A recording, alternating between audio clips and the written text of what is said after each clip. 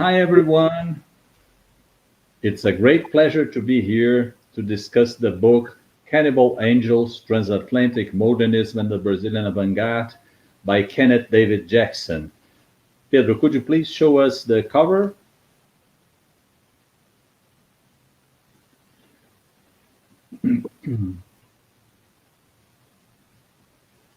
In addition to the author, we have here Lúcia, Professor of Brazilian Studies at the University of Manchester, Luiz Madureira, Professor of African Cultural Studies at the University of Wisconsin-Madison, João Cezar de Castro Rocha, Professor of Comparative Literature at the State University of Rio de Janeiro, and myself, José Luiz Jobim, Professor of Literature at the Federal Fluminense University, Brazil. Kenneth David Jackson is Professor of Luso-Brazilian Literatures and Cultures at Yale University. He studied Brazilian literature with Jorge de Sena at the University of Wisconsin and at the Instituto de Estudos Brasileiros, Universidade de São Paulo. His interests include modernist movements in literature and other arts, Portuguese literature and culture in Asia, poetry, music, and ethnography. In addition to Cannibal Angels, Transatlantic Modernism and the Brazilian Avant-Garde, 2021, his books on Brazilian literature include Machado de Assis, A Literary Life, very good book, by the way, Oxford Anthology of the Brazilian Short Story, 2006, Haroldo de Campos, A Dialogue with the Brazilian Concrete Poet, 2005, Avant-Garde Literária no Brasil, 1998, and A Prosa Vanguardista na Literatura Brasileira, Oswaldo de Andrade, 1978. He is co-translator of two modernist novels to English, Pagu's Industrial Park and Oswaldo de Andrade's Serafim Grosse Point. Some other projects on modernism are the books 100 Years of Invention, Oswaldo de Andrade and the Modern Tradition in Latin American Literature, 1990, Transformations of Literary Language in Latin American Literature, from Machado de Assis to the Vanguards, 1987, and the collected Journalism of Pagu, to be published soon, I hope, by Editora da Universidade de São Paulo. In past years, he was a researcher in India and Sri Lanka, a Fulbright lecturer and researcher in Brazil, and, last but not least, a cellist in several professional orchestras. For the past 15 years, he has led the Yale Summer Session program in Brazil, Paraty and Rio de Janeiro, including participating in conferences and lecture series at Universidade Federal Fluminense, the Casa de Cultura Dirce Cortes Riedel, and the Real Gabinete Portuguese de Leitura. David, the floor is yours. I would like to thank Professor Jobim for organizing this presentation and debate, along with colleagues Lúcia from the University of Manchester, Luiz Madureira, Wisconsin, and João Cezar de Castro Rocha from UERJ, for agreeing to join the presentation and lead the debate on my new book, Cannibal Angels, Transatlantic Modernism and the Brazilian Avant-Garde. It is an honor to be part of this program. As an introduction, I could have written a book on Brazilian modernism long before now, since I wrote one of the first theses on Oswaldo de Andrade, part of which was published by the Editora Perspectiva as A Prosa Vanguardista no Brasil, Oswaldo de Andrade, at a time when Oswaldo, long forgotten, was again gaining attention in Brazil through the production of O Rei da Vela at the Teatro Oficina, and in new essays by Haroldo de Campos and Antonio Cândido. The Cannibal Manifesto had not been translated to any other language, as the Semana celebrated its 50th anniversary. All modernist works could be considered to be neglected at that time. As an example, the manifesto would only appear in Spanish in 1978, in French in 1984, and in English in 1993. And the first translation of Macunaíma to Spanish in 1977 took half a century to occur. A book on this topic, written back then, would not have found much of an audience, or at least a very different one. If I waited longer than necessary to write it, I had the advantage of today's enhanced environment after Tarsila Abaporu attracted crowds to the Art Institute of Chicago and the MoMA in New York in 2017 and 18. And anthropophagia had become an internationally debated concept, even though much of the humor, hyperbole, and witty invention and something of the absurd in Oswald's manifesto had been lost. One of my aims was to reclaim the original context of anthropophagia. I was sure that from today's perspective, there was a larger and compelling story to be told about modernism, now that the Semana is about to turn 100, about transatlantic avant-gardes in the arts, music, and literature that would unite the participants in a more unified narrative. My thesis is that those interchanges created a modern style for Brazil. So I decided to write a cultural history that would also contain a critical evaluation of the period. I wrote it in English so that it could contribute to modernist comparative and literary studies, since few general titles on Brazilian modernism are available in English. On the other hand, there is a vast amount of scholarship in Portuguese and more than a little in French. Why Cannibal Angels?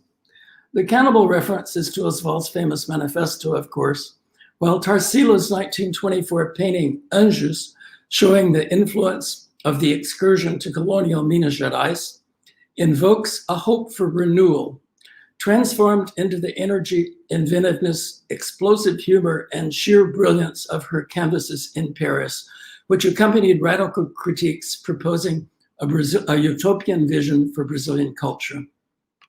Cannibal Angels is about transatlantic exchanges in the first 3 decades of the 20th century, how artists, writers, and musicians and architects from both sides of the Atlantic interacted, mixing European and Brazilian materials and designs. Of these, I discuss, among others, Darius Milhaud, Arthur Rubinstein, Blaise Cendrars, and the fascinating Japanese artist from Paris, Fujita. And among Brazilians in Paris, Rego Monteiro, Villa-Lobos, and Tarsivald, Oswald de Andrade, and Tarsila do Amaral. For theoretical orientations, among others, I rely on Alice Gambrell's concept of insider-outsider to describe many of the Brazilian artists in Paris. Novelist Aldous Huxley's contemporaneous idea of point-counterpoint, and Silviano Santiago's concept of entre lugar, or place in between, to describe the transatlantic exchange.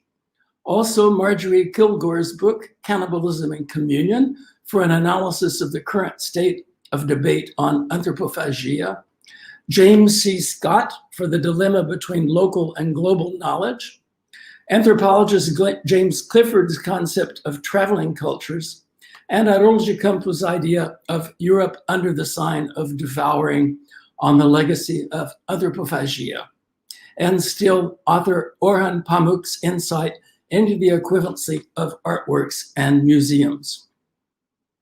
I place the beginnings of modernism in the first decade and recognize the major role played by women throughout. Tarsila began studying painting in Barcelona from 1902 to 1904. Pianist Guilherme Novaes and Marilena Taliaferro were at the Paris Conservatory even before Anita Malfati began studying painting in Germany in 1910. Pianist Antonietta Hughes, whose husband Charles Miller introduced futebol to Brazil, gave concert tours in Europe in 1907 and 1911 before becoming a music educator in Santos. Lucília Villa-Lobos performed in most of the ensembles at the Semana de Arte Moderna. Pianist Maria Virginia Leão Veloso Guerra followed Darius Milhaud to Paris in 1921, where soprano Elsie Houston would perform Villa-Lobos' 5 serestas and Vera Janakopoulos' the 3 Indian poems. Dona Olivia Guedes Penteado, both donor and tireless traveler, accompanied Mario to the Amazon, Tarsila to Minas Gerais, and was frequently in Paris in the 1920s. By 1915, after a debut in New York, Guillermo Novaes, who was the star performer of the Semana, had already achieved one of the main goals sought by the modernists, which was to represent Brazil internationally as a recognized artist and performer. One of their main goals was to gain international recognition as a Brazilian aesthetic in the arts. Villa-Lobos realized how difficult it would be for their works to be recognized in Paris, as he complained to Tarsila, quote, "It is not easy to universalize any Brazilian setting in a sincere way from an artistic point of view. You cannot imagine the care necessary to distinguish our true music from jazz, since both are the result of Black African melopeia. And the foreign auditorium only recognizes originality based on who advertises most. In the meantime, long before the first foxtrot appeared, for 3 centuries, Brazil had already been singing and dancing to that same popular rhythm." End of quote. A similar difficulty faced os Oito Batutas after their 6-month run at the Scheherazade Club in Paris, when on returning to Brazil, they were criticized for having been influenced by jazz. Perhaps only after 1963 would Carlos Lida completely Brazilianize a influência do jazz.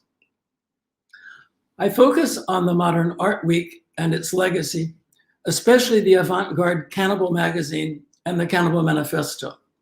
In the Revista de Antropofagia, I translate and analyze poems by Carlos Drummond, Manuel Bandeira, and Murilo Mendes. I take a close look at the Segunda Dentição, the second dentition, in 6 columns titled On Anthropophagy by Osvaldo Costa and Oswaldo de Andrade. Their rebellious strategy is to remake Brazil in a non-Western mold using indigenous models. The final essay calls for specific legal and political reforms, including divorce, a change in inheritance laws, and suppression of academies. I reproduce the impressive series of drawings by both Tarsila and Pagu in the Segunda Dentição. From a transatlantic perspective, I present 4 events in Paris that supersede the importance of the Semana. The 2 concerts of Villa-Lobos, the first on May 30th, 1924, with Arthur Rubinstein and soprano Vera Yanakopoulos, and the massive concert of December 5th, 1927, with Alicia van Barensen, Thomas Terran, and a chorus of 250. Then Tarsila's 2 exhibits at the Galerie Percier, with 17 paintings in 1926 and an additional 10 new paintings in 1928 that were displayed in avant-garde frames by Pierre Legrand, including the painting of the century, the Abaportu. To draw attention to the achievements of the modernists, I select and discuss major works of the 1920s as the core legacy of the Week of Modern Art.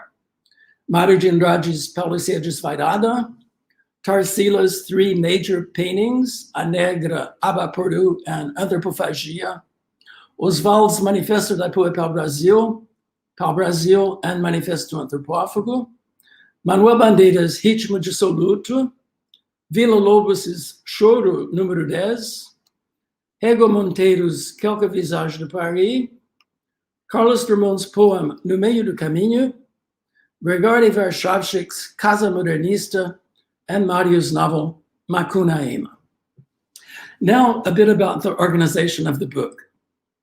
The main themes of this book are the voyage, both as quest and pilgrimage, portraiture and self-portraiture, improvisation, play, and humor, the question of primitivism and utopia, and the museumification of the avant-garde. By voyaging to Europe or to Brazil, the modernists demonstrate the idea of pilgrimage to centers of faith, knowledge, and discovery, where they can recast the quest motif into a transformative search for their personal fulfillment and national modernity. I discuss some figures and works that have received relatively little attention in modernist studies. One of the most interesting travelers is Hornold De Carvalho. He was a diplomat in Lisbon in 1914 and an editor of the famous journal Orfeu in 1915 in Lisbon. In his book Itinerário, Hornold describes his transcontinental voyage to the Caribbean, the United States, and Mexico the year after the Semana. By 1926, he published Toda América, symphonic poems that celebrate Brazil's place in the continent. Mário de Andrade's 1927 voyage to the Amazon in O Turista Aprendiz, a work still not translated, is filled with references to Europe. And both Alcântara Machado and Oswald wrote inventive novels as Cubist travelogues. Alcântara Machado's Paté Baby, untranslated, and Oswald's Memórias Sentimentais de João Miramar, the sentimental memoirs of John Seaborn, and Serafim Portuguese, Serafim Grosse Point. I examined Blaise Cendrar's 1924 voyage to Brazil, including his travel poems, while showing that composer Darius Milhaud's years at the French legation in Rio were equally productive for the impact of his compositions and ballet in Paris on Brazilian subjects. One of the main activities of this generation is depicting itself. Strolling photographers and Kodaks abound, immortalized in Oswald's poem Fotógrafo Ambulante in Pau-Brasil. Portraiture confirms their concentration on the present moment, as in Tarsíla's portraits of Mário and Oswald. Ismael Neri paints Murilo Mendes, Cícero Dias paints Manuel Bandeira, while Portinari paints Pagu, Manuel Bandeira, Mário, and Oswald. Portraiture also depicts a new mosaic of Brazil, where they're seen in field laborers in Portinari's café, or in the stylistic young women in G. Cavalcanti's Cinco Moças de Guaratinguetá. Improvisation, like bricolage, is a playful juxtaposition, often full of characters, speech, social practices, carnival fantasies, regional stereotypes, and popular figures and music. I describe improvisation in the choro, the rhythmic syncopations, both in popular music and in Villa-Lobos's compositions. Oswald de Andrade's scrapbook, the perfect cookbook of the souls of this world, is an improvisation that documents life of the period like an art installation, full of trivial objects and annotations. Author Mendes Fradique improvises comic writing in his Brasil pelo método confuso, a kind of inverse pau-brasil. I analyze improvisation in Villa-Lobos and in the origins and performance of the popular choro. In the chapter, The Edible You, I ask, who are the eaters and who are the eaten in anthropophagia? To bring the outside in is also to expose the inside to the outside, with the inevitable outcome of becoming another. The price to be paid by the anthropophagus, so well expressed by Álvaro de Campos, is of not even becoming whom they could have been. Anthropophagia creates a persona, who then finds it impossible to leave the stage. Wallace Crabb's poem captures it perfectly. Quote, "Suppose I were to eat you. When I had quite devoured the edible you, I would wake in the groin of the night to feel, ever so slowly, your plangent, ravishing ghost munching my fingers and toes." End of quote. Or as Murilo Mendes ironizes in an indigenous complaint, "Meus irmãos azulemos para a Europa, ó desgraça, ó ruína, ó Rondon." Poet Charles Bernstein thinks that the artist cannibals risked, quote, "sacrificing the heart for a hollow representation," end of quote, unless perhaps like Villa-Lobos, it was their authentic mode of expression. The Brazilians in Europe in the 20s are the intellectuals between cultures of the moment. Notwithstanding their almost official status representing Brazil, they belong neither to Brazil's interior nor as yet to any circles of European arts. The social concerns usually identified with the 1930s are already becoming invisible, from Tarsíla's A Negra to G. Cavalcanti's Mangue and in the radical politics of Pagou's comic strips in the second edition of the Cannibal magazine. In the last chapter of my book, modernism is in the museums. If a novel, a painting, and a musical composition are the same as a museum, a perception of the writer Orhan Pamuk, then the major works of Brazilian modernists are ready-made repositories and artifacts of the cultural information they contain.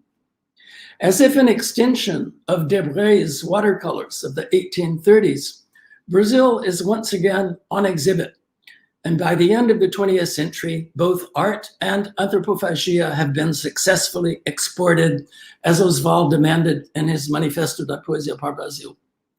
They could be seen in New York in Ana Maria Maiolino's installation, originally a Super 8 video titled In Out Anthropophagia, at the Met Royal Museum, or in Paris at Lygia Clark's enactment, Baba Antropophagica, or in playwright Newton Moreno's A Refeição, Ensaios sobre o Canibalismo, produced at the Yale Cabaret in 2014 as The Meal in Elizabeth Jackson's translation. Suddenly, the cannibals or new barbarians are everywhere. Would Montaigne be amused? Finally, in conclusion, why is this still a compelling story? Perhaps the main reason for me is that it was a time of extraordinary artists and personalities. Through their individual talents, they succeeded in representing Brazil and became internationally recognized avant-garde artists who have something to say, who successfully placed national materials into recognizable forms sought by the world's galleries, buildings, gardens, libraries, concert halls, and museums.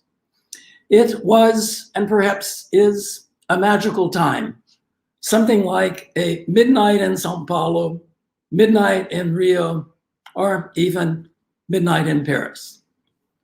Thank you very much for your attention, for being here for this debate, and I return the chair back to Professor Jobim. Thank you, David. Professor Lúcia, the floor is yours. Thank you very much, David, for this amazing presentation, and Jobim for the invitation, and to the colleagues as well. It was above all, it's a great pleasure to be here, but it was also an immense pleasure to read the book. I really enjoyed reading it. I think it's what really stands out is the erudition, is the gesture of important gesture of actually including in this analysis of anthropophagia, of cannibalism, of modernism, but particularly anthropophagia, authors that we normally don't see in that kind of analysis. I think that was a great thing. And that the book does. And also it's inter-art forms that is so rare. Not only it goes into the visual arts, but it also goes into music. And I think that the chapters, or actually the discussion of music, is amazing in the book. And I didn't know, David, that you were a cellist, and now it explains a lot actually about why there's the great knowledge of music, which, as so many of us literary scholars don't have. And I think that is a great thing. There is something of Spyro in the book that is very interesting as well, that the same authors keep appearing again and again from a different kind of perspective, and that is very enlightening. I'll raise a few points that briefly, as a way of provoking thoughts and discussions. That's all I want to do. First of all, one of them is the striking use of words that indicate anticipation, prediction, all the time. This author forecasts or anticipates what the cannibalists are going to do. This other author or this musician anticipates, forecasts. That is used quite a lot. There is a lot of cannibalism around that kind of anticipates what's going to happen. in 28 with the publication, or generally with Modernismo. And in a kind of a provocative way, I'd like to ask, you don't really need to answer, it's just a question that can be left in the debate or be answered, I don't know, is that a criticism that is often made, particularly in Brazil, of the studies of Semana de Arte Moderna and Modernismo in general, is that there is too much importance is given to this Modernismo de São Paulo, right? And that actually avant-garde was happening throughout Brazil in other places. And of course, throughout the Portuguese-speaking world is unnecessary to speak. So wouldn't these references to anticipate, forecasts, predicts, would indicate that actually perhaps there is something happening around that is perhaps not so new as we think? It's provocative, I know, but is a question that I'd like to be left there. Another point about the contradictions of cannibalism that are presented towards the end of the book. I think those contradictions are there. I tend to agree with the authors, include João Cezar here, that actually that it's totally embedded in the, it's already embedded in the most, they're there, they meant to be there. That's what I mean. I mean, to be or not to be, that's the question. I mean, it points to both all the time. We can only discuss our original cultures in the language of the colonizer. It's there, you know. So those contradictions are meant to be there. And Oswald, in that way, is incredibly perceptive. That brings me to a question in a way, which is, I think the most daring and original readings, recent readings of Anthropophagia have been happening, as far as I can see, in two kinds of lines. One of them is that group of people like Nodari or Sterzi that are reading the Cannibalism Manifesto under the light of Eduardo Viveiros de Castro, and looking at the idea of anthropophagia, not in a nationalist kind of metaphor, if you will, or allegory, but much more as that Oswald would have had much before his time, the perception that the indigenous peoples of Brazil produced another ontology, an ontology based on permanent transformation. And that cannibalism in that way would be this idea of permanent transformation and not necessarily an allegory of the national. Now, I'm persuaded by some aspects of that reading, not by others. I think it is beautiful, and it's an amazingly beautiful reading. I think it's very persuasive with regard to some of the aphorisms of the Cannibalism Manifesto, but not all of them. I think there are both things there. There is the national allegory, and there is the idea of a permanent transformation. Now, the other and perhaps most interesting, most revolutionary reading of Anthropophagia that is happening in Brazil is happening by indigenous artists. And I was told by Sergio that I could share the screen, but I can't see the share the screen button. I'm being really stupid here. Share, it just says share, okay. Let's see if I can do it. Okay. Now, how do I choose so I don't want to take time with technical issues, I'm sorry. Okay, share screen. Screen one. So what I really want to show is not here. Oh, I can't do it. I want to, it's very different from Zoom, and I'm not going to be able to do it. I wanted to show two images by indigenous artists, but I don't, a window, okay? Right, Keynote, here we go. It doesn't support Keynote because it's Apple, is that what it is? Yeah, I think it's what it is, and let's leave it then. So I'll just have to bear with me the description of what some of the indigenous artists, particularly Denilson Baniwa and Jaider Asbel, are doing to the anthropophagia, with the exhibition of Denilson Baniwa in Rio, Reanthropophagia, that includes a painting of a head of Mário de Andrade with the volume of Macunaíma, and the sayings, aqui jaz o simulacro Macunaíma, jazem juntos a ideia de povo brasileiro e Pax Mongolica. We have also images of the indigenous artist, Denilson Baniwa, re-junglifying some of Tarsila's paintings. This is incredible reading, incredibly revolutionary reading of anthropophagia, because of course throws back the accusation of colonialism to the modernistas.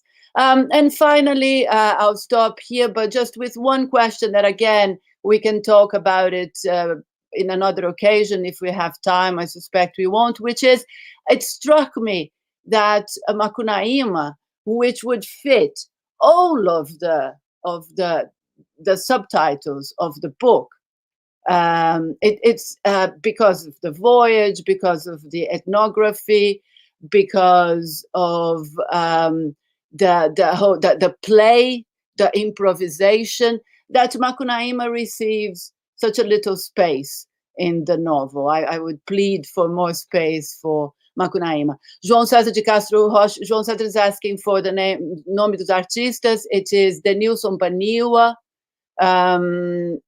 who is Baniwa from the Amazon, but actually lives in Rio most of the time these days, and Jaider Asbel, who is Macuxi, and calls himself a neto de Macunaíma. He's a grandson of Macunaíma, and he has been playing very much with that idea of criticizing and rereading the Semana from the point of view of indigenous people.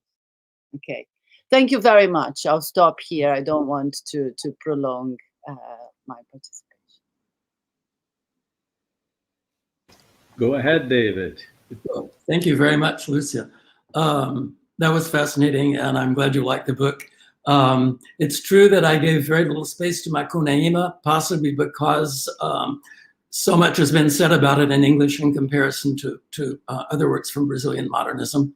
And I had preferred to write earlier about the Paulicéia Desvairada, which has more connections to music and to other arts.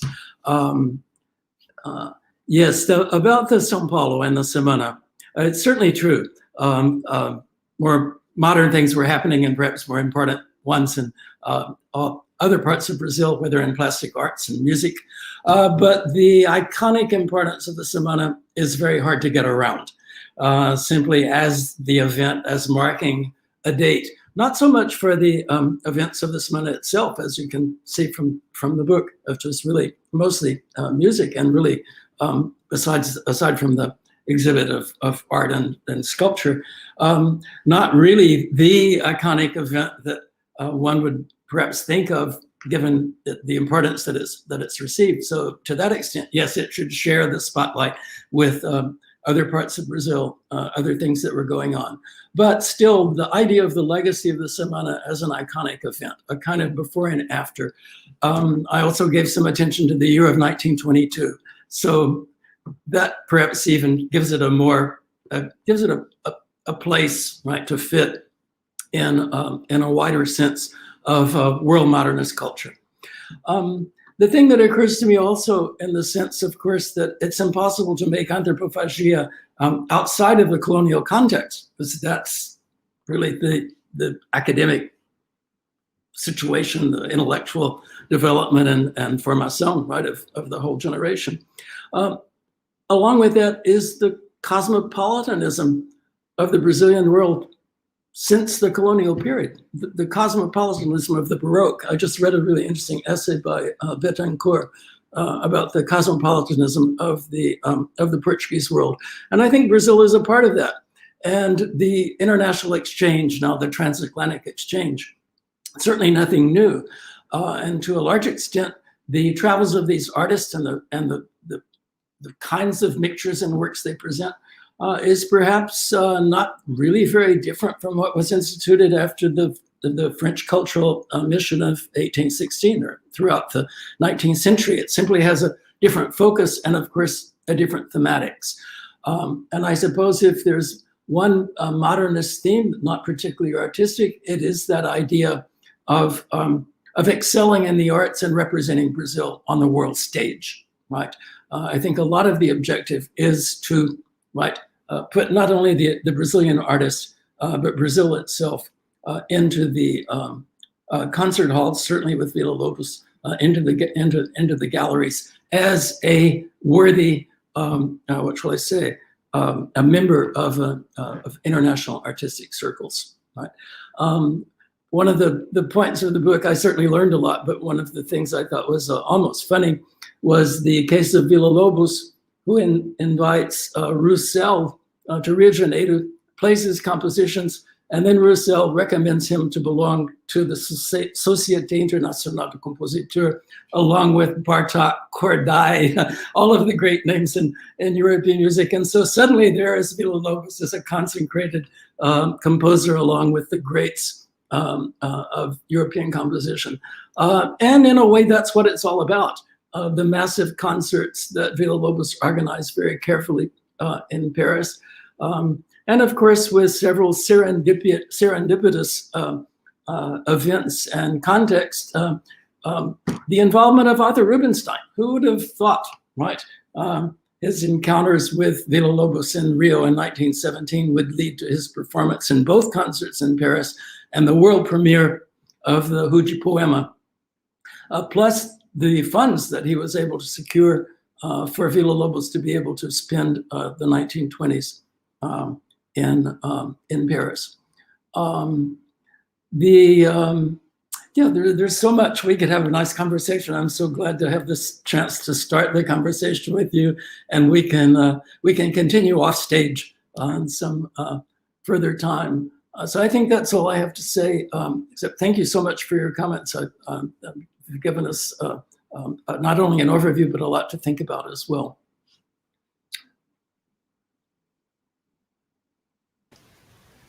Thank you, Lúcia. Thank you, David. Professor Luiz Madureira, the floor is yours. Well, thank you. Thank you so much thank you so much, Jobim, for inviting me. Thank you, Lúcia, for that really interesting and provocative response to the book. Thank you, David, for writing the book. I mean, I'll echo what Lúcia said. It was a real pleasure to read it. I think Rousseau mentioned somewhere in his Confessions that there's a society lady who says that one of the difficulties of reading erotic novels is that you can only hold it with one hand.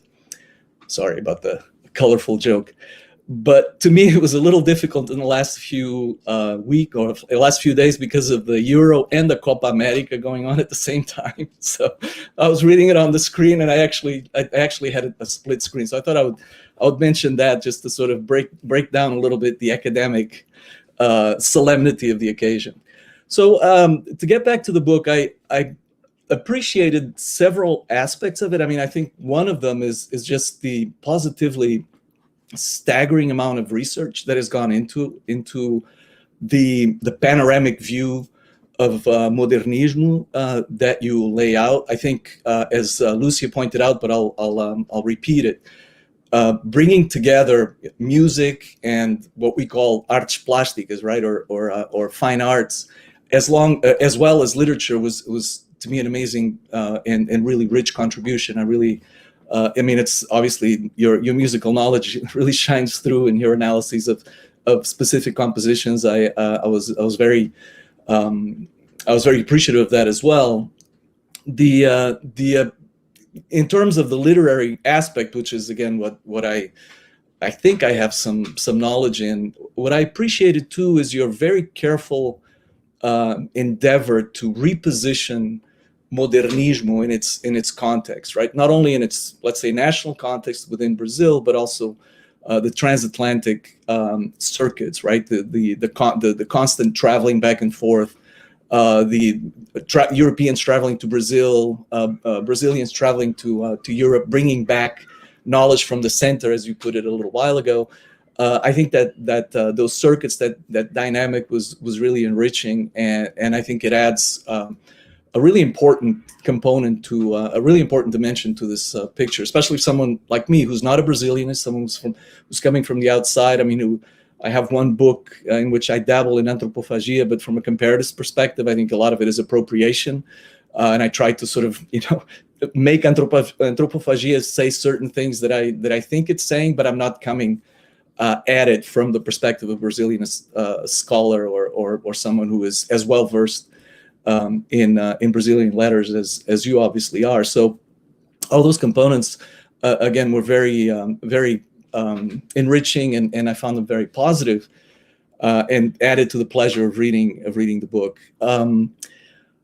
Because I'm not a Brazilianist, because I have somewhat of an outsider's perspective, I tended to look at the book from a kind of, let's say, bird's eye view,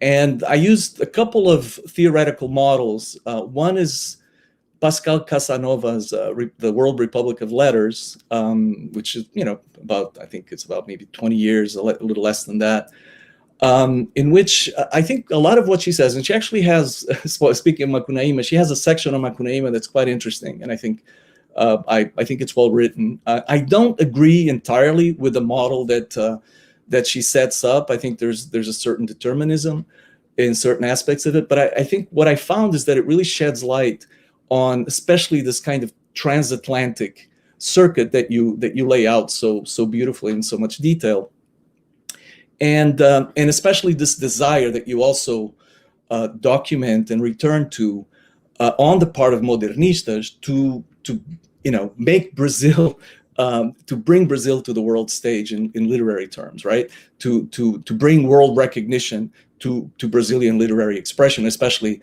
modernism.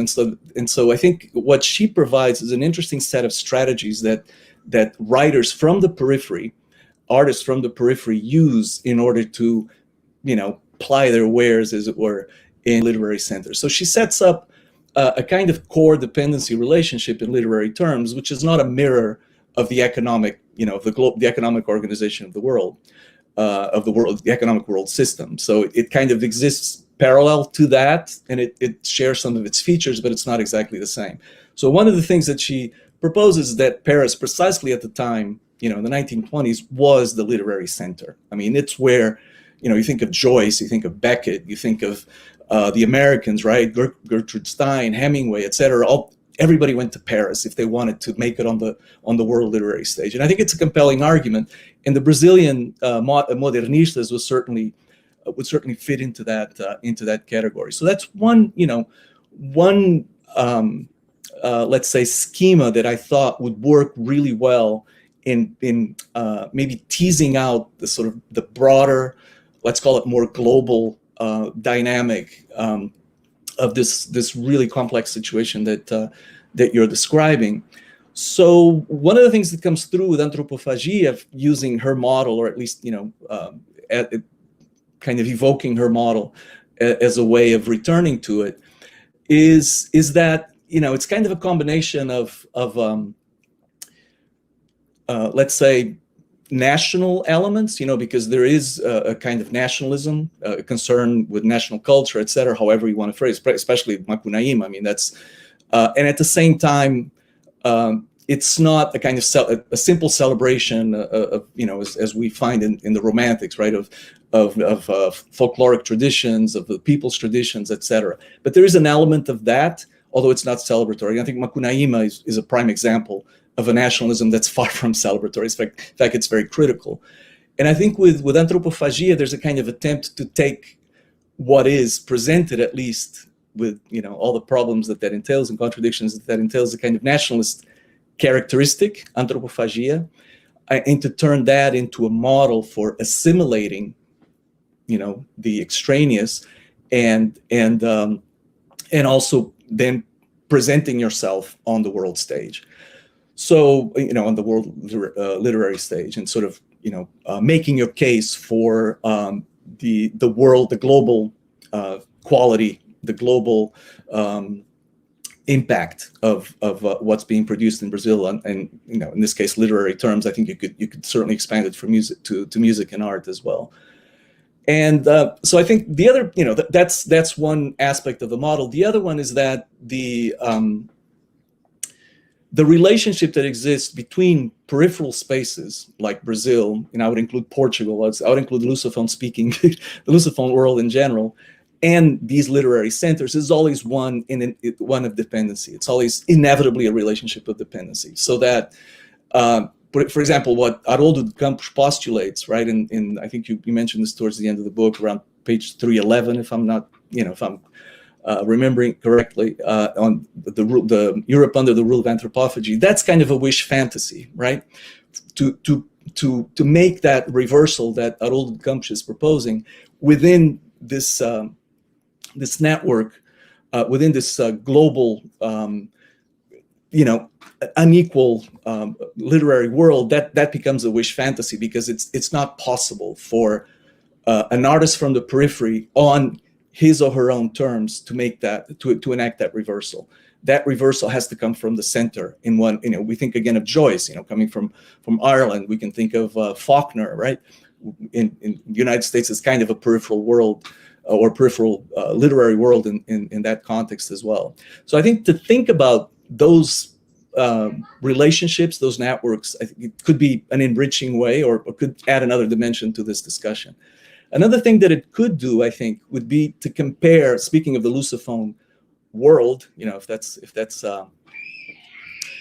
something, a term we can use, to think about the relationship between Brazilian modernismo and Portuguese modernismo, right? Which are more or less contemporary. And why there's, there are some links, and you mentioned Antonio Ferro, Hornold De Carvalho from the other perspective, from the other side, let's say from Brazil to Portugal, Ferro from Portugal to Brazil, but there's really not a lot of contact, there's not a lot of dialogue, right? And they share the same language. I guess the first thing is, well, language is precisely the question, right? One of the things that the Brazilians are doing, and this is one of the strategies that Casanova talks about, is to recreate a literary language that's autonomously Brazilian. That's that's the kind of rejection of the metropolitan hold on literary expression in Brazil and so forth. And that's also the novel part of Brazilian modernism that we all know about, right? But so again, whereas Brazilian modernism was more, I would say, maybe very impressionistically more turned toward the nation in questions of nationalism, national character, and so forth. Portuguese modernismo, again, I would say very impressionistically and probably incorrectly, tends to be more international, right? If we think of someone like Pessoa with his heteronyms, and more towards questions, technical, even though all these elements are present in Brazilian modernismo as well, but there's some incompatibility between them. And then staying with the question of language precisely, I would again emphasize the importance of this model of reinventing Portuguese as a literary language, a kind of local Brazilian Portuguese. The importance of that model for the emerging Lusophone African countries, right? And how in the 50s and 60s, when Lusophone African literature, the modern Lusophone African literature comes into being, that question of language is on the forefront, and the model for that linguistic transformation. Maybe we think of Londino Vieira and how important Guimarães Rosa was to his project, Nia Couto, etc. So I think there's a way in which we can do two things. One is to kind of talk in more global terms. I mean, one could, I'm just suggesting, right? But it's a possible way of approaching this.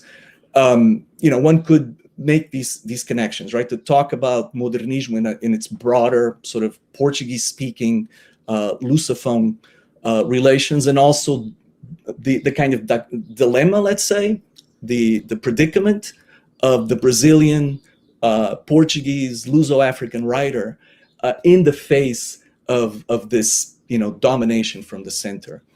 The centers can be, because right now Lisboa and São Paulo are centers with respects precisely to Luso-African literature, right? So a lot of Luso-African writers kind of play one against the other. They go to São Paulo as a way of kind of getting around the dominance of Lisboa, right? And so that's happening as well. And so to look at those, I think from this kind of, standing back perspective, or this more bird's eye perspective, would be, I think, interesting.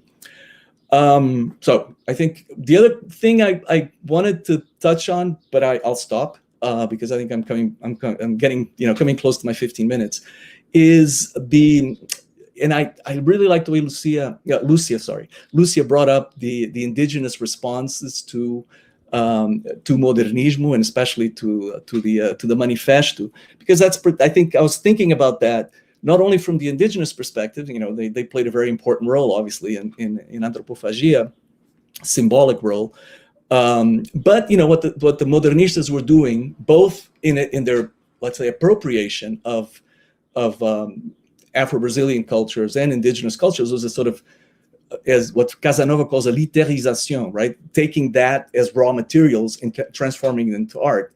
But the producers of that art are silenced, right? Or the modernistas act as ventriloquists for that culture that remains spoken for, represented, and so forth. And I think that's an important, interesting, and for me important because of my own concerns and predilections as a critic, but an interesting topic to take up, because we find the silence of like an Afro-Brazilian voices in modernismo, right? I mean, I could be wrong because, again, I'm not, but Lima Barreto was obviously an interesting, both the rule and the exception, right? But the Teatro Experimental Negro, which is not, it's important, and it doesn't come on until like the 1940s. Its first production is a Eugene O'Neill play, which is extremely problematic. So it's not till quite late, that we have actual Afro-Brazilians, kind of representing themselves, as it were, literarily speaking. And for indigenous Brazilians, it's even later. So that's an interesting dynamic, which we can even transpose to Luso-Africa as well, because a lot of the writers who are representing Portuguese-speaking Africa are actually white, like Mia Couto, Luandino Vieira, Pepe Tela, etc. So that's another interesting thing to take into account. And so I think with those two, probably enough. And I'll stop and listen to your comments, reactions. I hope there was some coherence to everything I presented. Thank you. Luis, your writings on anthropophagia were one of the things I relied on most while I was struggling to try to present it theoretically, and particularly the idea that some of the limitations to anthropophagia, what they were trying to do, how far they could go with the idea. I agree with your writing about the limitations, really sort of structural limitations that they faced, and I couldn't have written that chapter without reading your works, your essays, and your Cannibal Modernism book. You're too kind. Not at all. You raised so many very interesting perspectives. I was thinking of so many things. I'll try to straighten them out. Perhaps one of the main things, this theme of recognition of a national culture, it's taking its place on whatever stage or gallery, a recognition that can only come from a center or from a dialogue with some other place. And to that extent, then going back to the other point, it really doesn't matter where in Brazil modernism was happening. It could have been any place in Brazil. It doesn't matter, because that's an internal argument. It's an internal dynamic. The recognition is going to come with the projection of whatever that is from whatever place, its dialogue or interchange with another center, with an outer point. So I suppose to that extent, the idea of the transatlantic theme is interesting, because at least you're going to a place that's recognized as a center. The problem is, so is everyone else. As Villa-Lobos said in that quote, all the Russians were there, all of the Japanese from all over. How are you going to stand out? So to a certain extent, we come to this conundrum of the authentic and the inauthentic. And one of the phrases I use in the book, true for being false, I think sort of applies here. So let's take our Brazilian artists who would go to Paris and so forth. And to a certain extent, they do appropriate, they make an ensemble of Brazilian characteristics to incorporate in their art, whatever it is, and particularly language, of course, is one of the strongest ones. Villa-Lobos is going to incorporate all the percussion instruments from Carnaval. Their information doesn't come obviously from any contact with indigenous culture, or even to a certain extent the folkloric interior of Brazil. It comes from academic studies or from books. Maria de Andrade, even from Macunaíma, is going to read Coco Grunberg's, right? I saw the original volumes of Stuttgart of 1924. Essentially 19th century publications of a few travelers or ethnographers beginning to collect materials of Brazil. Of course, the beginnings of a Brazilian anthropology and ethnography.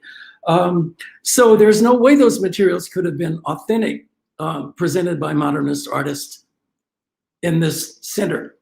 Nor perhaps should they have been. At least we can stop with the fact that they were this very interesting projection. They were a persona, they were a performance to a large extent.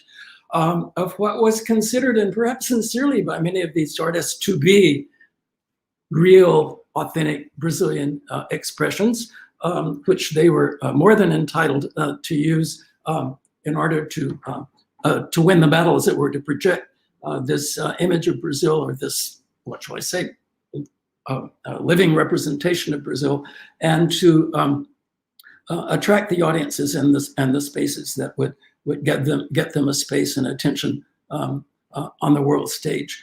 So there's a lot that's involved in that, and a lot of it from early on includes study. And this is a research and study, one dimension that's often not talked about much when we talk about modernist artists. And look at all of these musicians, and particularly the women who went to study at the Paris Conservatory or to study art in Berlin and other places from the first decade of the century, to build up their proficiency. And of course, even some of the major paintings of Brazilian modernism, would they have come about? Could they have come about without the transatlantic contact?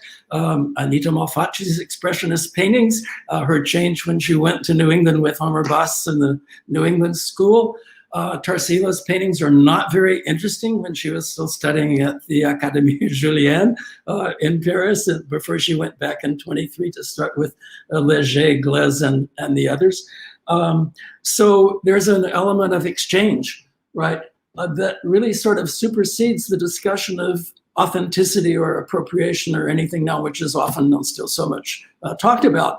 It's irrelevant to the issue of the moment, which was to somehow construct a representation, a national, as it were, artistic bricolage, a representation that could be recognized and would deserve to be recognized on the world stage. I think one of the interesting things about modernism, when we look at all the various works, is really the fact that so many magnificent works of art or creations came out of it, whether that was the legacy of a semana, or whether that was part of what we're talking about, of a much more cosmopolitan, modern need to represent what was considered to be these marvelous and unique Brazilian expressions, linguistic or artistic or otherwise. That's another discussion we could have.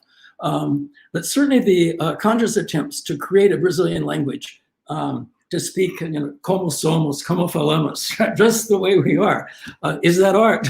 So that would construct something new, and certainly be a part of, but contrast to Luso-Africa or Asia or other parts of the Portuguese world, where other sources of vocabulus, right, would have to come into play.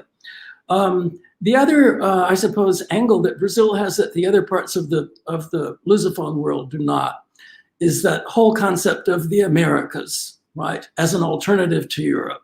And we have everything going into Oswald Spengler, the Max Nordau that they all read, and so forth, the rejuvenation that's going to come through the Americas. And here we have Hornold De Carvalho. I never really paid much attention to Hornold De Carvalho. And I remember as a student, when I read the poems of Toda America, I absolutely hated them. I couldn't stand to read Hornold De Carvalho. And suddenly now I find that this is really very original. The whole idea of the song of the continent, the musical expression of all of Brazil through these poetries as part of a continental vision that's quite remarkable. And it fits perfectly in the time. One of my former colleagues, Paulo Moreira, right, studied the Mexican visitors to Brazil for the centenary, for the political centenary in 1822, José Vasconcelos and various other distinguished figures. And there's a sort of interesting artistic and exchange of ideas going on there.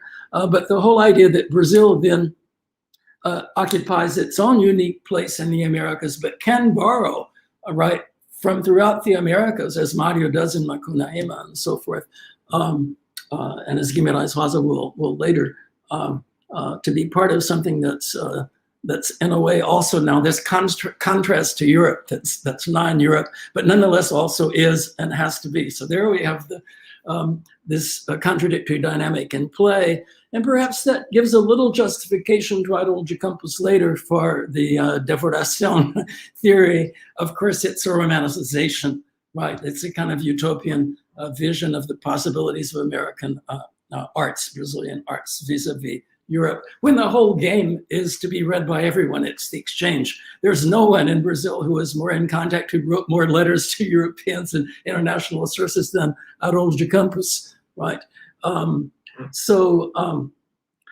Perhaps it's good to be a little threatening and get a little bit more attention also through the deglutition idea, right?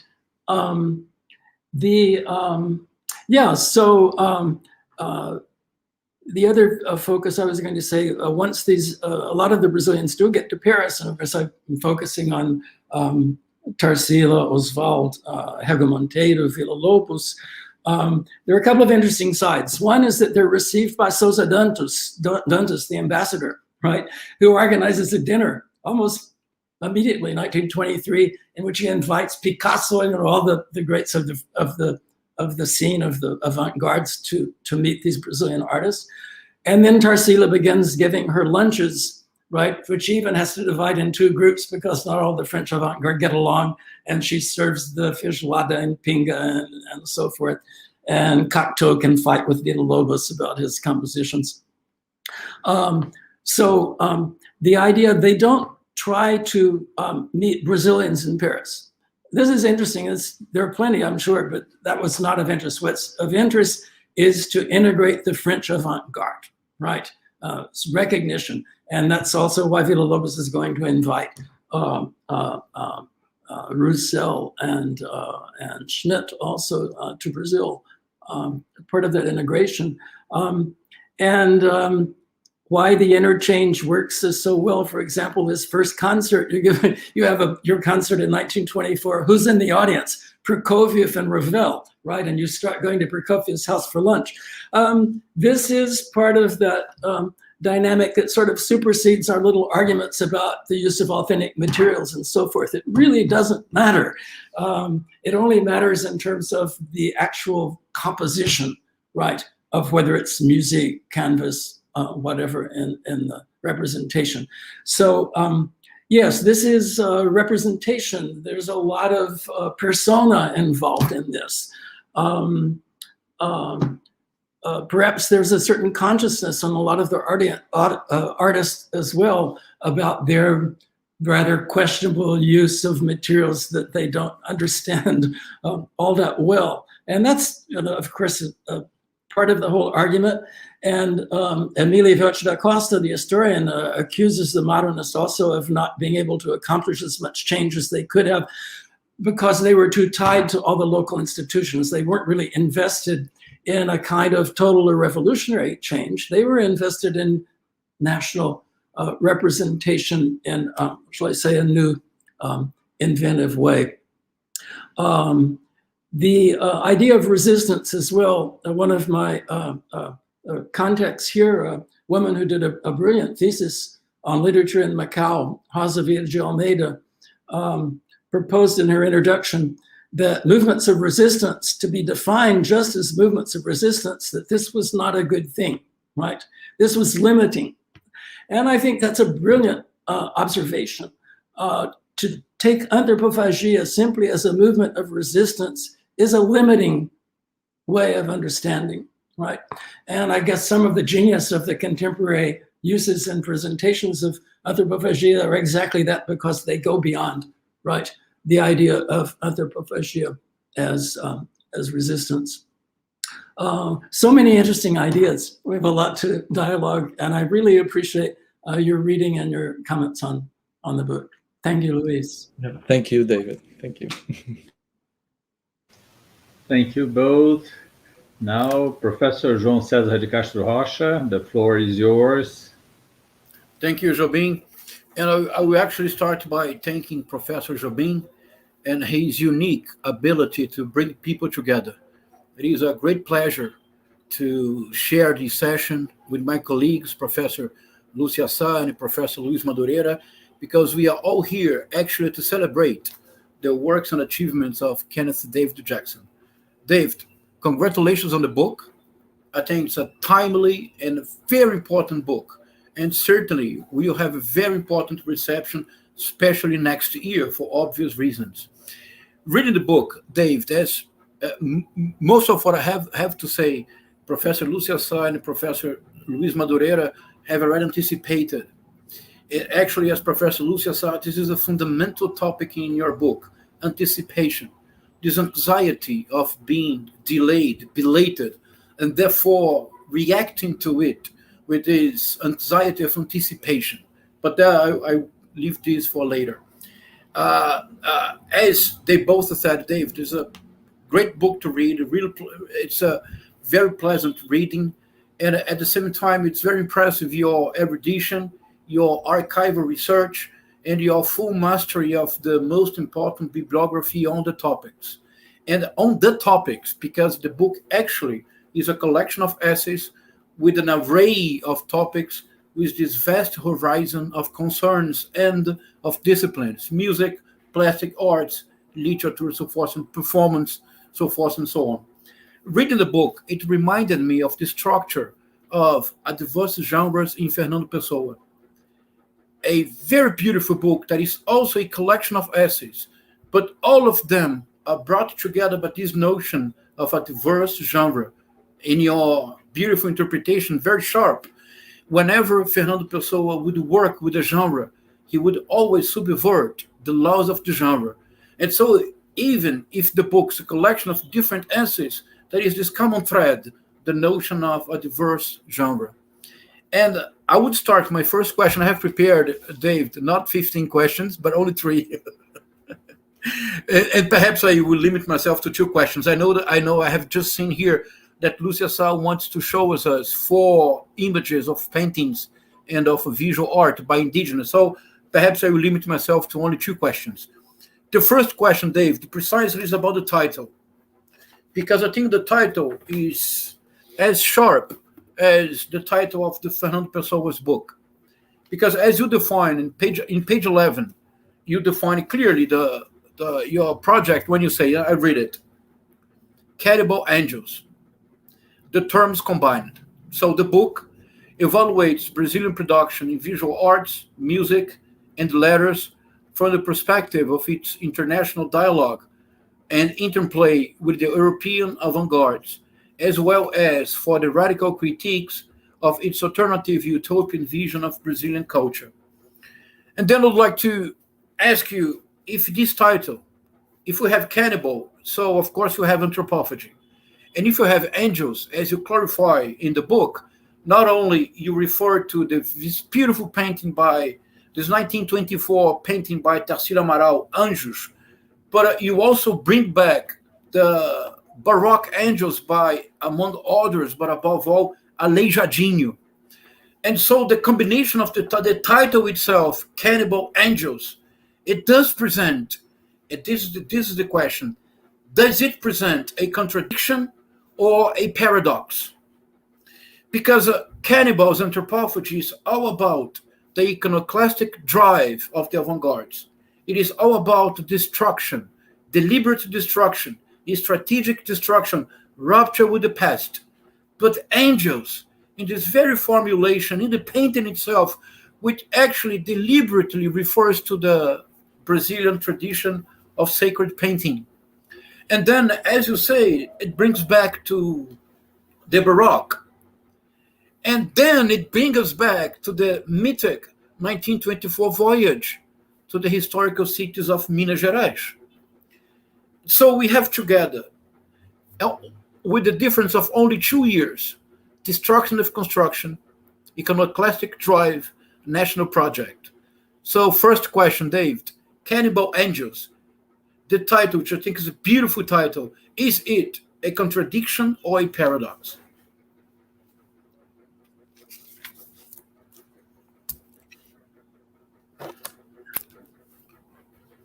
I think it is.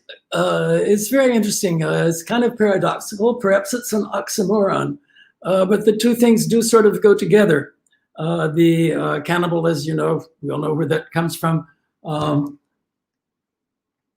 I wonder how destructive the idea is in the minds of the modernists at the time. The Baroque angels, what, could form part of a utopian vision. Tarsila is obviously influenced by the colors, by the forms that she meets in Minas Gerais. You know, there was a question, someone, I forgot I mentioned it in the book, raised the question, modernists, why would they go to Minas Gerais? What's the deal about seeing Baroque churches? What's modern about that? And here we have, if we're going to say it's a paradox or a kind of oxymoron, still the kind of logical encounter, right, of the authentic representation of a Brazilianness, right, through these folk sculptures, colonial cities, with their reinterpretation in the context of anthropophagia. So I would say this is an almost oxymoronic encounter, if we can put it that way, right, of the folklore of Brazil as image with, right, its injection into forms that are going to be used to challenge or contrast Europe. So we have a little bit of each coming from both. But I think the two ideas were meant to sort of bond whatever atoms that they have in common to join. But yes, they come from different sources. But in the context of the modernist voyage and then of the poems and paintings that come out of that, we have a perfect junction of anthropophagia with utopia, with the idea of angelic transformation, if you want to put it that way. You have another question? Yes, another 14 questions. don't forget it. The second question actually follows the first one. I was really taken aback by your chapter 6, which I think is one of the highlights of the book. And this notion of portrait and self-portrait is extremely useful to think the avant-gardes, but especially the Brazilian modernism. And then I was just bringing together some books published, some texts published in the same year, 1928. And of course, Retrato do Brasil, The Portrait of Brazil, by Paulo Prado.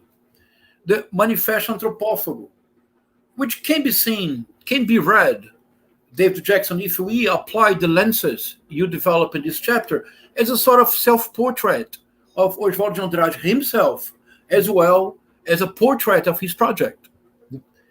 And then Macunaíma, which is a sort of a national portrait, which is actually a failure, which does not complete itself entirely. And actually, you do have the notion of the national portrait in this chapter. But then I was really taken aback, and this is what I would like to listen a bit more from you about this fascinating character, the Japanese artist, yes, Fujita.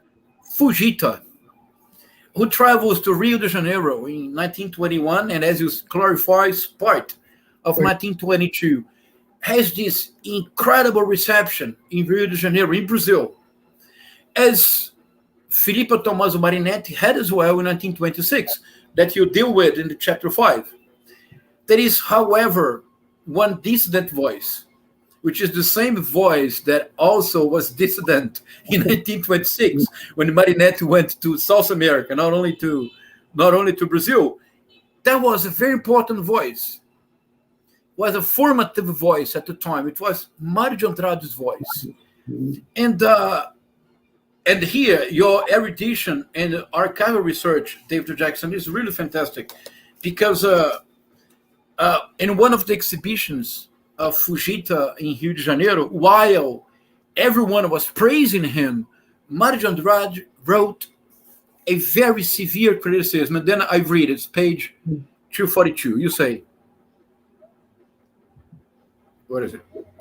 So Mário de Andrade, he asks why a Japanese artist would have adopted European aesthetics, as if the artist were placing himself in the position of a subaltern. And you conclude, his work, the Fujita's work, shocks Mário because it apes Europe in concept and vision. So my question to you, Dave, and actually, as you see, it refers to the previous question. Mário de Andrade is writing this critical portrait of Fujita, or Mário de Andrade is writing an involuntary self-portrait of the whole of the Brazilian avant-garde movement? Yeah. That's a wonderful question. And the presence of Fujita is such an interesting topic to think about. Mário complains, how could someone give up representing their identity, right? Adopt a different persona. I try to make the point toward the end that, in a way, one of the fascinations of Fujita in Brazil is that he represents, in a way, something that they're aspiring to as well, which is, again, the recognition in Paris to success, right? The molding of his national origins with, right, another kind of art and representation. Mário, it's interesting. I love the quote from Mário where he makes fun of Marinetti, where he's laughing and says, "Oh, I've just made a Mojinha," laughing about having to go see Marinetti in Rio, and that's one side. But Fujita's a closer one. I would say, to answer your question, that Mário is really revealing more about himself in the complaint about Fujita than he is a critique of Fujita, because the question, and we can think of the letter to Tarsila in Paris that's so often quoted, "Come home, Tarsila, come home to Mata Virginisme," right? You can't be yourself if you're there in Paris. Really shows a complete difference in understanding of the situation. Mário continues with the idea of perhaps the artists being united with some sort of authentic source of Brazilian expression, as of almost physical and mental necessity, as if there's no other possible way of creating art or of expressing oneself.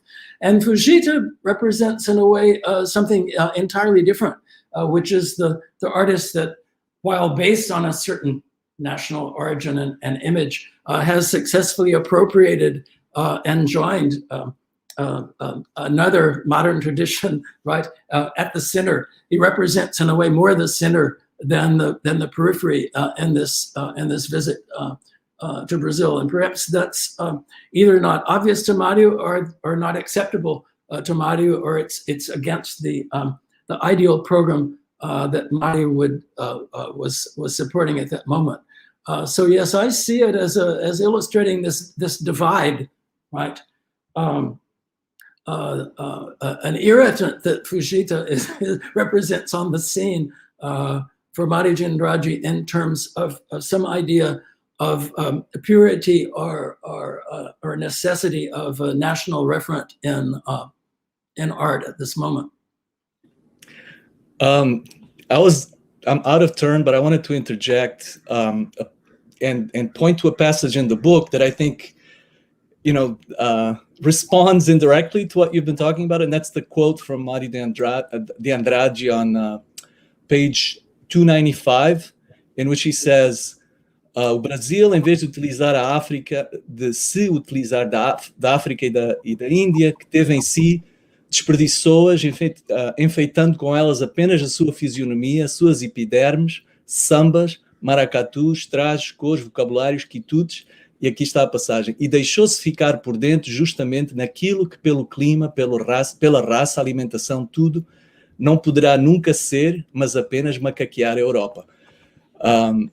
Essa mesma noção de macaqueamento, etc., reaparece aqui em referência ao Brasil, não é? E o herói sem nenhum caráter e tudo isso. Yeah. Shut up. Yes, of course, a lot of anti-colonialism here, which is perfectly understandable. And we could ask why Brazil would be Africa's Índias, yeah, but not Europa's. So yeah, the evaluation in a way of indigenous and primitive artists is a wonderful thing at this moment, and overrides, right, to a certain extent, the European transatlantic part. But it's all part of a web, of a network that becomes rather contradictory. But it would be very difficult to shine on the modernist stage internationally with something that was just, in Mariu's terms, of a representation of an interior or folkloric form of art without interpretation, without a frame, without a presentation. I think Lúcia wants to say something. Lúcia, go ahead.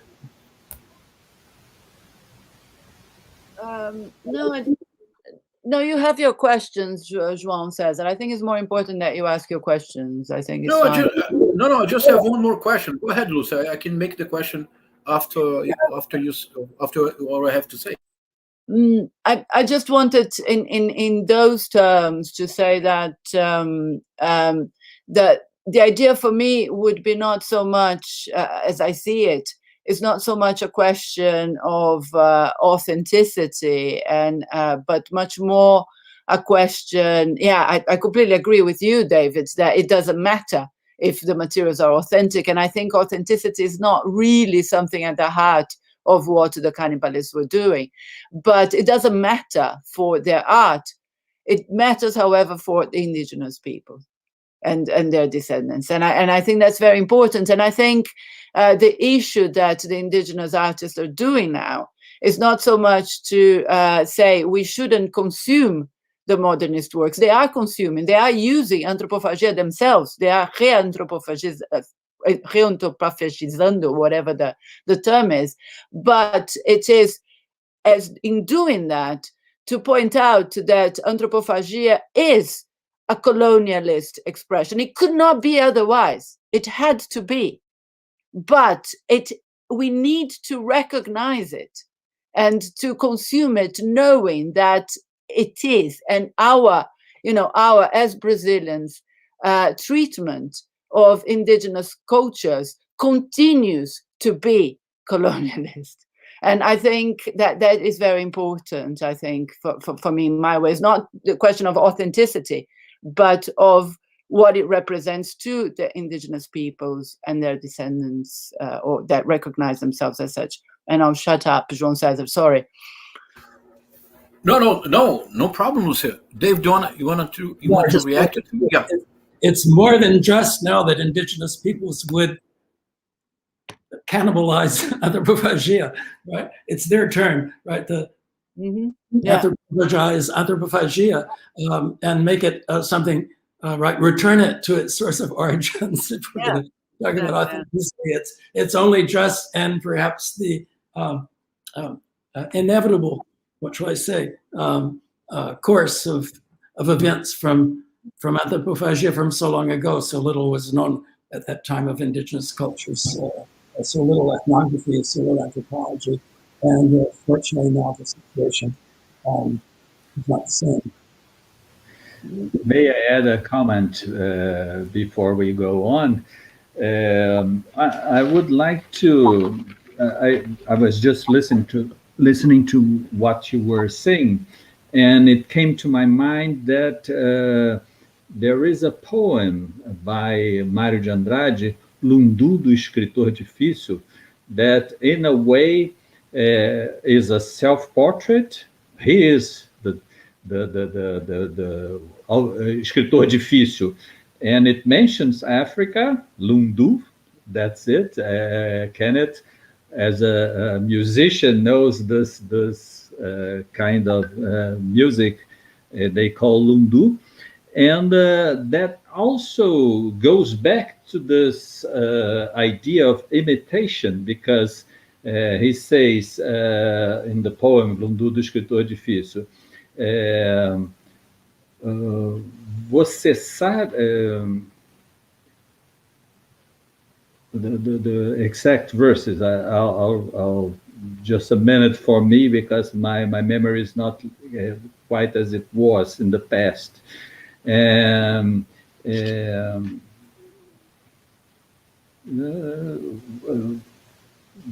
Você sabe o francês singe, mas não sabe o que é guariba? Pois é macaco, seu mano, que só sabe o que é da estranja.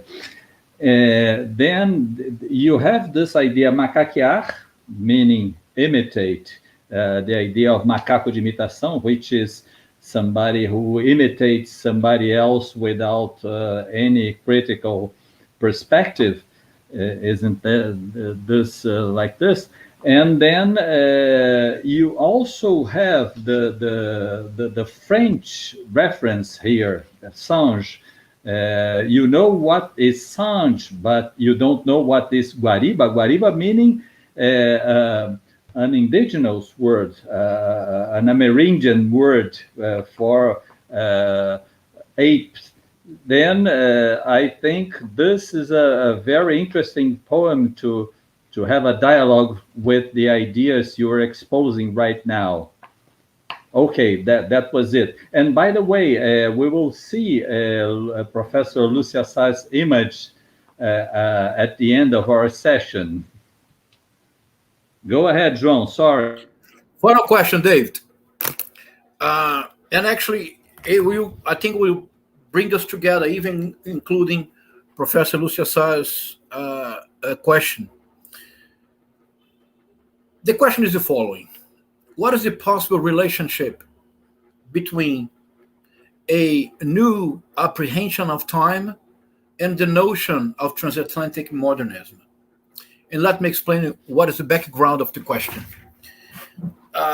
You mentioned pages 6 to 9, and I read it.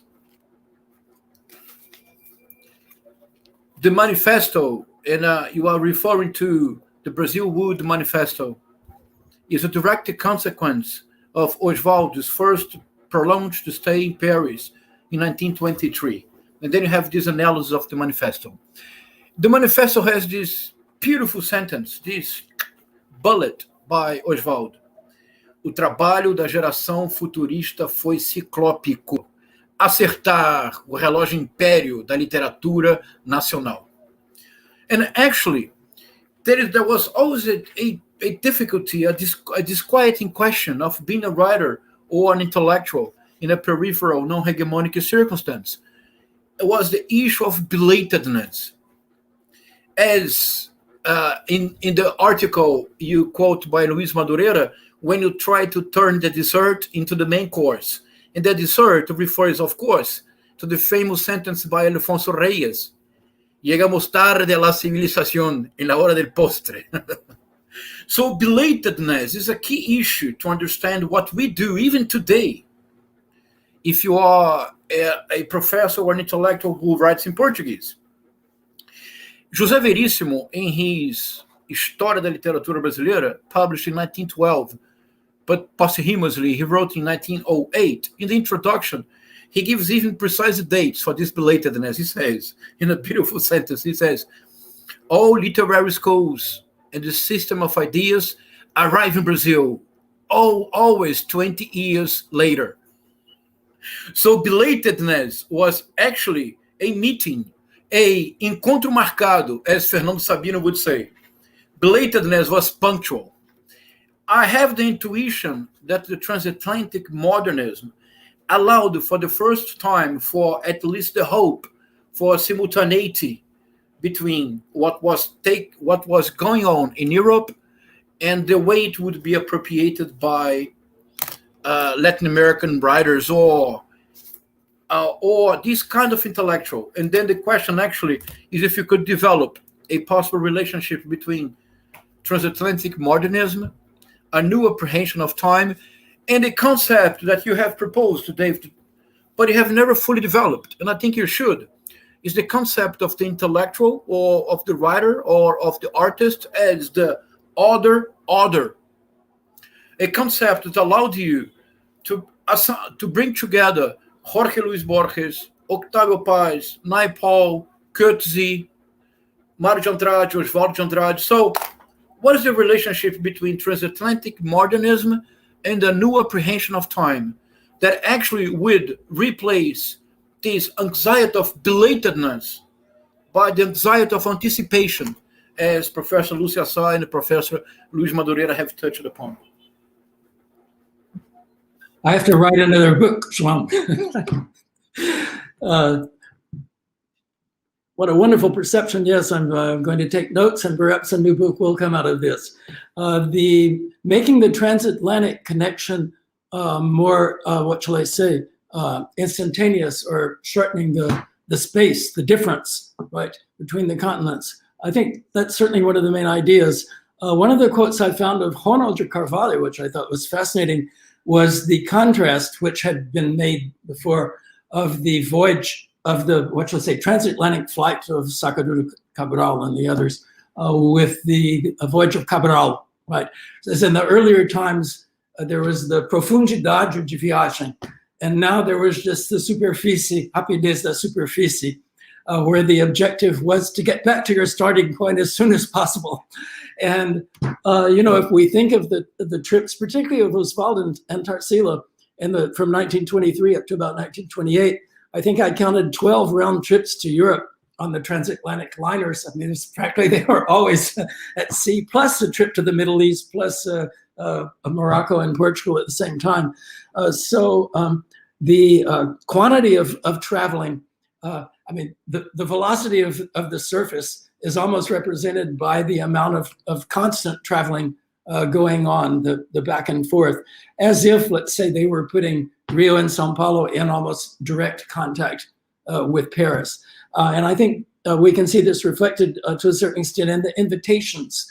Not that Oswald and Tarsila were exactly invited to go to Paris, but the invitation to Blessingard, there's an iconic, right, voyage and invitation that reduces the space of the transatlantic. And of course, fortunately, Sandra's writing his Feuille de route, his poems, also portraits, by the way, poem portraits of himself, of his voyage of Sao Paulo and the visit to Minas Gerais.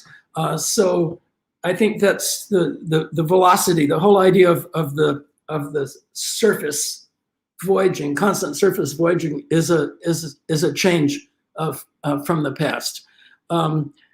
Perhaps also that they are very conscious of this, or see this as an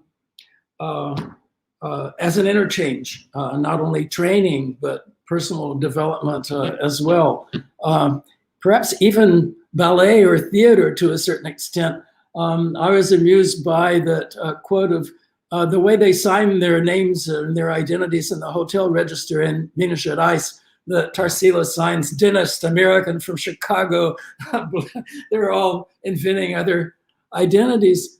So this, to a certain extent, is somewhat in the tradition of the Commedia dell'arte, right?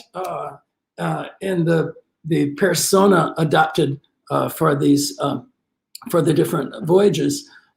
Also, the fact that they become kind of ambassadors. Tarsila becomes the server of feijoada and pinga to the French avant-garde, which is obviously quite a different role from painting a negra and painting Aba Perdue.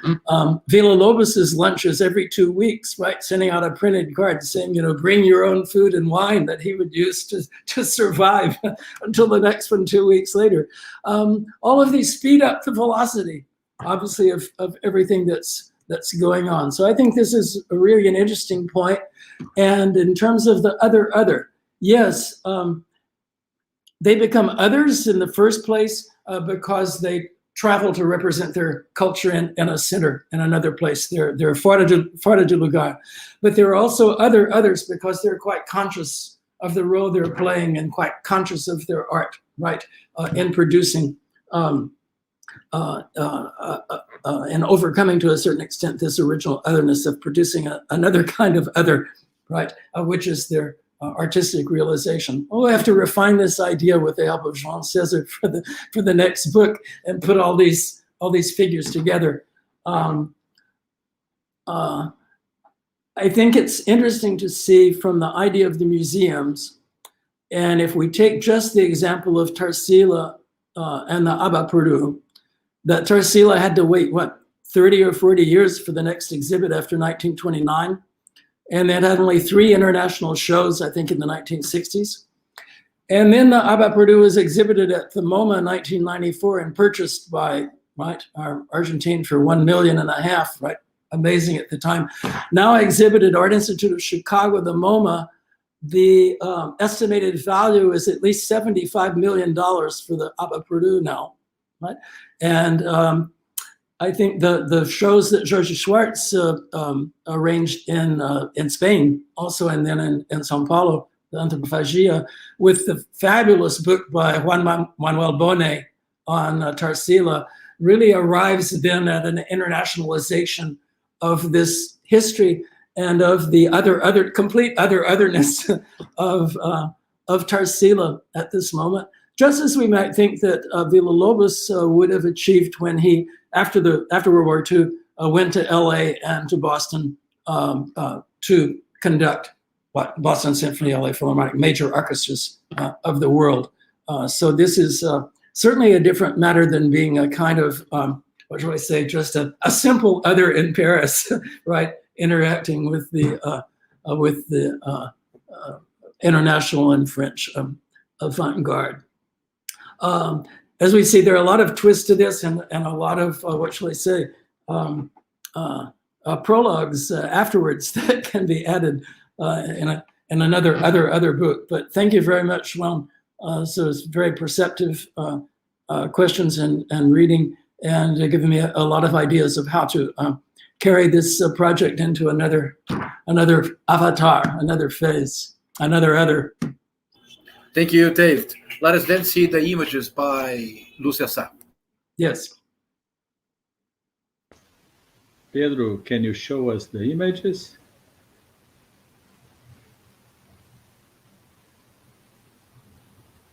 If you can read, well, this is Tarsila, of course. Next one. This is Denilson Baniwa in a collage, re-junglifying, as it were, Tarsila, which is brilliant. And sorry. And somebody's arriving. And the next one, Makushi Jaideresbel participating in a play that figures Macunaíma, Mário de Andrade. He's healing Mário de Andrade. And the next one and final one, here is the painting with the head of Mário de Andrade with American vegetables. Colleagues, I'm so sorry. I'm going to have to go because I had included some other people arriving. Sorry, people are arriving in the house. Thank you very much for your contribution, Lúcia. Yeah, Hope we see you soon. Thank you very much, and congratulations, David, for the amazing. I really appreciate it. Okay, see you. So now it's time for me to thank you all for this session. And Professor David, your last words. No, I just want to thank everyone for your time, for your attention, for your very interesting questions, for the dialogue, and all of the ideas that you've opened to carry this book and these questions into the future. So I hope we meet soon. Yeah. After COVID, our isolation now for 2 summers, I've missed being with you in Rio de Janeiro. So we have a lot to make up for. So I'm looking forward to our future contacts and dialogue, conferences, meetings, wherever it is. But I hope it does happen soon. And I'm very grateful. Thank you so much for your attention and your comments. And above all, to Jobim, who had this idea and put it all together, who's brought us together. So Thank you again, Jobim. I think that it worked out very, very well. Grande prazer estar aqui com vocês todos. Então, até a próxima, se Deus quiser. Congratulations, David. Luís. Yes, congratulations, David. Thank you, João. Congratulations, Thank you, David. Thank you, Jobim. Jobim. Tchau.